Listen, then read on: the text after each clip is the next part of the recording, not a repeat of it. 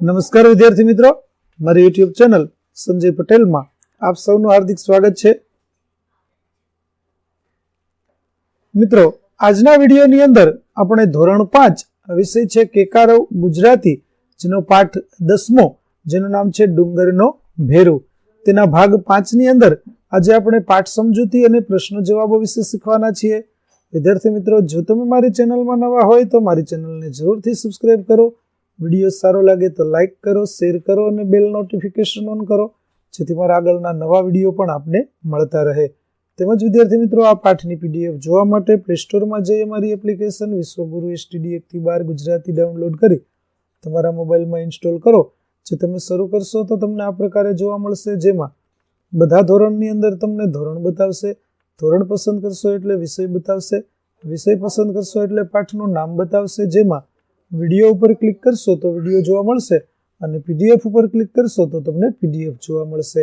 તો આશા રાખું છું અમારી એપ્લિકેશન આપ સૌને ગમશે. જરૂર ડાઉનલોડ કરજો, જે એકદમ ફ્રી છે. કોઈ પણ પ્રકારના ચાર્જ વગર તમે વિડીયો અને PDF જોઈ શકશો. તો ચાલો મિત્રો, હવે શરૂ કરીએ પાઠ 10મો, ભાગ 5મો. લીટી દોરેલા શબ્દનો સાચો અર્થ કયો? ખરું કરો.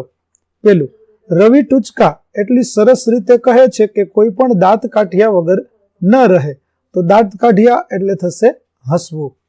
બીજું, સબરીની ઈચ્છા રામને મળવાની હતી, તેણે વર્ષો સુધી રામની કાગા ડોળે રાહ જોઈ. જેનો કાગા ડોળે રાહ જોઈ તેનો અર્થ થશે આતુરતાથી રાહ જોવી. ત્રીજું, રાજાએ રાજ્યમાં ઠેક ઠેકાણે પરબ, વાવ, નિશાળ અને થાકલા બંધાવ્યા એટલે તેનું નામ થઈ ગયું.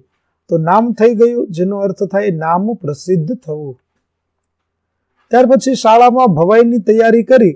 તે દિવસે મારિયાએ રજા પાડેલી એટલે તેને કોઈ પાત્ર નહોતું મળ્યું, તેથી તેનું મોં લટકેલું હતું. જેમાં મોં લટકેલું હતું એનો મતલબ થાય ઉદાસ હોવું. પાંચમું, કંસે કૃષ્ણના જન્મ પહેલાથી જ તેને મારવા માટે ખાલી ફીફા ખાંડ્યા હતા. તો ખાલી ફીફા ખાંડ્યા, જેનો અર્થ થાય વ્યર્થ પ્રયત્નો કરવા. છઠ્ઠું, મારા ઘરમાંથી ઘીની સુગંધ આવતી હતી એટલે બિલ્લી ઘરમાં આવવા તલપાપડ હતી. જેમાં તલપાપડ હતી તેનો મતલબ થાય ઉત્સુક હોવું. સાતમું, પરીક્ષા નજીક છે પણ તમે ચિંતા ન કરો, સહુ સારાવાના થશે. જેમાં સહુ સારાવાના થશે તેનો મતલબ સારું જ થવું. ત્યાર પછી આઠમું, તમે એને અનાજ ભરેલો કોથળો ઊંચકવા ન કહો, બિચારાના મોં પરનું દૂધ તો હજી સુકાયું નથી. જેમાં મોં પરનું દૂધ તો હજી સુકાયું નથી તેનો મતલબ થાય હજુ નાના હોવું. ત્યાર પછી ગીતિકા સાથે આપેલ ચિત્ર પરથી તમને બનાવીને કહેલી વાર્તા અને ડુંગરનો ભેરુની વાર્તા વચ્ચે શો ફરક છે તે કહો. તો ગીતિકા સાથે આપેલ ચિત્ર પરથી મેં બનાવીને કહેલી વાર્તા અને ડુંગરનો ભેરુની વાર્તા વચ્ચે ફરક એ છે કે મેં બનાવેલી વાર્તા ભવાઈ પ્રકારની તથા સંવાદ રૂપે નથી. મારી વાર્તામાં રંગલો રંગલી જેવા પાત્રો નથી. જ્યારે ડુંગરનો ભેરુ વાર્તા ભવાઈ પ્રકારની તથા સંવાદ રૂપે છે, તેમાં રંગલો રંગલી જેવા પાત્રો છે. ચાલો, નીચેના સંવાદ ભવાઈમાં ક્યાં ક્યાં ઉમેરી શકાય તે જોડીમાં બેસીને નક્કી કરો. પાઠમાં તે જગ્યાએ સંવાદનો ક્રમ લખો. તો વિદ્યાર્થી મિત્રો, અહીં આપણને જે સંવાદ આપેલા છે તે સંવાદો તમારે જ્યાં ઉમેરવા હોય તે જગ્યાએ તમારે તેનો ક્રમ પાઠની અંદર લખવાનો છે.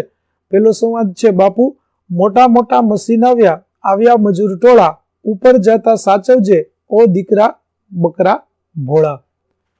ત્યાર પછી બીજો સંવાદ, બકરી બે બે બે બે જટ ફટફટ ફટફટ બે બે બે બે જટ જટ જટ જટ. ત્રીજો સંવાદ, રવિ બાપુ તમે શું મારી જેમ ડુંગર સાથે રમતા?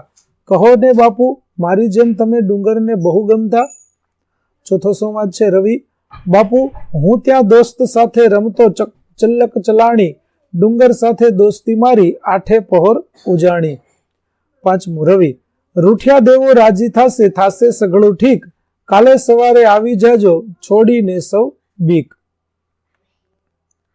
ત્યાર પછી 3 વખત મોટેથી તા થૈયા તા થઈ બોલો અને પ્રશ્નના જવાબ લખો. પેલું, રવિ પર્વતને કેવી રીતે ખુશ કરતો? તો રવિ પર્વતને વાર્તા, ટૂચકા કહીને તથા વાંસળી વગાડીને ખુશ કરતો. બીજું, રવિનું મોં કેમ લટકી પડ્યું? તો રાજાએ આદેશ આપ્યો હતો કે ડુંગર પર મંદિર બંધાશે, પશુઓ લઈને ડુંગર દેવ પર કોઈથી જઈ શકાશે નહીં. આ સાંભળી રવિનું મોં લટકી પડ્યું. ત્રીજો પ્રશ્ન, મંદિરના ઉદ્ઘાટન પહેલા શું શું બન્યું? તો મંદિરના ઉદ્ઘાટન પહેલા લોકો ફૂલહારથી મંદિરની આસપાસના ડુંગર, રસ્તો બધું શણગારી રહ્યા હતા. બધા બની ઠનીને મંદિર તરફ ગાતા ગાતા જતા હતા. મંદિરમાં ઉદ્ઘાટન સમયે મંદિરમાંથી કોઈના રડવાનો અવાજ સંભળાયો. લોકો આમ તેમ ભાગમ ભાગ કરવા લાગ્યા. પૂજા સ્થળે બધું અસ્તવ્યસ્ત થઈ ગયું. બીજી વાર મંદિરના ઉદ્ઘાટન સમયે જોરદાર પવન ફૂંકાયો અને મંડપ ઉડી ગયો. મંદિરમાંથી વિચિત્ર અવાજ આવવા માંડ્યા. ડુંગર પરથી પથ્થર ગબડવાનો અવાજ આવ્યા. તેના કારણે લોકોમાં ભાગમ ભાગ મચી ગઈ. ચોથું, રવિને તેની બકરીઓ સાથે ડુંગર ઉપર જવાની મનાઈ શા માટે કરવામાં આવી હતી? તો રાજાએ ડુંગર પર મંદિર બાંધવાનો આદેશ આપ્યો હતો, તેથી રવિને તેની બકરીઓ સાથે ડુંગર ઉપર જવાની મનાઈ કરવામાં આવી હતી. ત્યાર પછી પાંચમું, ડુંગર કેમ ખડખડાટ હસી પડ્યો? તો રવિએ ડુંગરને વાર્તા અને ટૂચકા કહ્યા ત્યારે રવિની ચપડ ચપડ સાંભળી તે ખડખડાટ હસી પડ્યો. છઠ્ઠું, મંદિરમાંથી રડવાનો અવાજ કેમ આવતો હતો? તો પોતાના પર કોઈને પણ પશુઓ સાથે જવા ન દેવાના રાજાના આદેશને પાછો લેવડાવવા ડુંગરે કંઈક યુક્તિ કરી હતી. તેના કારણે મંદિરમાંથી રડવાનો અવાજ આવતો હતો. સાતમું, રાજાએ મંદિરના ઉદ્ઘાટન માટે શું શું કર્યું? તો રાજાએ મંદિરના ઉદ્ઘાટન માટે મંદિરમાંથી અવાજ આવવા લાગ્યો એટલે સૈનિકો પાસે મંદિરમાં તપાસ કરાવી. પંડિતોને દેવોની નારાજગી અંગેનો ઉપાય સૂચવવા કહ્યું. મહેલના ચોકમાં સભા ભરી નારાજ દેવોને રાજી કરવા હોમ હવન કરવાનું નક્કી કર્યું. રવિને રોજ બકરીઓ લઈને ડુંગર ઉપર જવાની છૂટ આપી. આઠમું, તમને રવિની મૂર્તિ ક્યાં જોવા મળી શકે? તો મને રવિની મૂર્તિ દક્ષિણ ભારતના એક મંદિરના આંગણામાં જોવા મળી શકે. નવમો પ્રશ્ન, રવિ, રવિના બાપુ, ડુંગર, રવિના બા, રવિની બહેનો, મંદિર, રાજા, રંગલો રંગલી આટલામાં કોની ઉંમર સૌથી વધારે હશે? તો આ બધામાં ડુંગરની ઉંમર સૌથી વધારે હશે. ત્યાર પછી જોડીમાં વાંચો. સંવાદના લીટી દોરેલ ભાગનો ઉપયોગ કરી નવો સંવાદ બનાવો અને ભજવો. ધનુ, વાત જ જવા દે, મારી ફોઈનો દીકરો છે ને, તેના લગ્નને 2 દિવસ બાકી છે ને એનો પગ મચકોડાઈ ગયો. સારા કામમાં 100 વિઘન. મનુ, નાના મોએ મોટી વાત લાગશે, પણ તને એક વાત કહું, એણે સાચવીને ચાલવું તું ને બહુ ઉતાવળે ચાલવાની ને દોડાદોડી કરવાની શી જરૂર? તો નવો સંવાદ. દિશા, કાકા, મારા કાકાના દીકરા વત્સલને તું ઓળખે છે ને? કેટલો બધો હોશિયાર, પણ ધોરણ 12ની બોર્ડની મહત્વની પરીક્ષાના આગલા દિવસે જ તેને ફૂડ પોઈઝન થઈ ગયું અને દવાખાનામાં દાખલ કરવો પડ્યો. સારા કામમાં 100 વિઘન.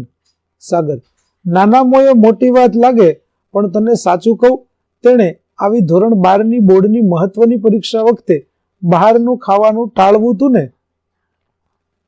બહાર ખાવા જવાની અને એમાંય જંક ફૂડ ખાવાની શી જરૂર હતી? ત્યાર પછી વાક્યનો અર્થ એ જ રહે એ રીતે તેમાં વધુ શબ્દો ઉમેરો. તેના નજીકના અર્થના બીજા શબ્દો વડે બદલી નવું વાક્ય લખો. જેટલા શબ્દો બદલ્યા હોય તે સંખ્યા કૌંસમાં લખો. તો વિદ્યાર્થી મિત્રો, ચાલો આપણે લખીએ કે રવિ ઘરને ઓટલે બેસીને ચાંદનીમાં ભીંજાતા ડુંગરને જોઈ મલકાઈ રહ્યો. તો નવું વાક્ય છે, રવિ ગૃહને ઓટે બેસીને ચંદ્રના પ્રકાશમાં પલળતા પર્વતને દેખી હસી પડ્યો. જેમાં આપણે 8 શબ્દો બદલ્યા. ત્યાર પછી બીજા વાક્યો થશે, એટલી વારમાં જબરદસ્ત વાયરો વાયો અને માંડવો હવામાં ફંગોળાયો. તેમાં પણ 8 શબ્દો બદલ્યા.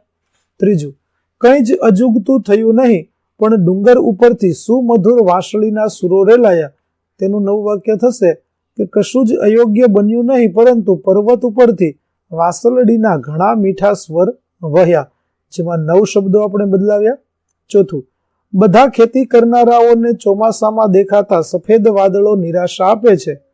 નવું વાક્ય, સર્વે ખેડૂતોને વર્ષા ઋતુમાં નજરે પડતા શ્વેત વારીવાહ ના ઉમેદી દે છે.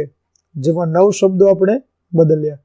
પાંચમું, સૌને પ્રભાતે થતું પંખીઓનું કૂજન સાંભળવું ગમે છે. તેનું નવું વાક્ય થશે, સહુને સવારે રચાતું પક્ષીઓનું મધુર ગાન સુણવું ગોઠે જ, જેમાં 7 શબ્દો છે તે બદલવામાં આવ્યા. ત્યાર પછી જુદી જુદી રીતે જોડકા જોડી નવી કથા વાર્તા માટે નવા શીર્ષક બનાવો, જેમ કે સિંહની ગર્જના, મોરનો ટહુકો, ચકલીનું ચીચી, કૂતરાનું ભસવું, કાબરનું કલબલ, કુકડાનું કુકડે કૂક. ત્યાર પછી હસો, યમરાજ હું તને લેવા આવ્યો છું. ગટુ વેઇટ. યમરાજ કેમ? ગટુ લો પહેલા હાથ સેનેટાઈઝ કરો, હું માસ્ક પહેરી લઉં, મુસાફરી કરવાની છે ને. આ રીતે ગટુ છે તે યમરાજને પણ સેનેટાઈઝર વાળા હાથ ધોવડાવે છે અને બંને મુસાફરી માટે તૈયાર થાય છે. ત્યાર પછી લગભગ સરખા, જેમાં મકોડાની જાન એટલે મકોડાની હાર, કુણા એટલે કુમળા, તણખલા તરણા એટલે તણખલા, ડોલે એટલે ઝૂલે આમ તેમ હલે, પેટ પકડીને હસવું એટલે ખૂબ જોરથી હસવું, છૂટકો એટલે છુટકારો, ટૂચકો એટલે રસ ઉપજે તેવી ટૂંકી વાત, ગેલગપાટા એટલે રમત અને વાતો, શેર સપાટા એટલે હરવું ફરવું, વીતે એટલે પસાર થાય, મંગલ એટલે કલ્યાણ, શુભ એટલે મંગળપ્રદ કલ્યાણકારી, પવિત્ર એટલે શુદ્ધ પાવન, સપરમો એટલે શુદ્ધ, તરભાણું એટલે પૂજા થાળ, ઉદ્ઘાટન.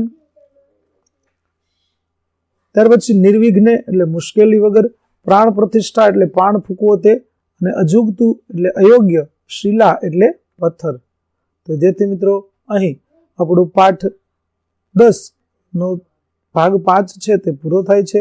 આગળના ભાગનો વિડીયો મેળવવા માટે મારી ચેનલને જરૂરથી સબસ્ક્રાઇબ કરો, તેમજ PDF જોવા માટે પ્લે સ્ટોરમાંથી અમારી એપ્લિકેશન વિશ્વગુરુ STD 1 થી 12 ગુજરાતી ડાઉનલોડ કરો, જેમાં આપને ધોરણ 5 તમામ વિષયના સ્વાધ્યાય સોલ્યુશન, સ્વાધ્યાય પોથી સોલ્યુશનના વિડીયો અને PDF મળી રહેશે, જે એકદમ ફ્રી છે. કોઈ પણ પ્રકારના ચાર્જ વગર તમે વિડીયો અને PDF જોઈ શકશો.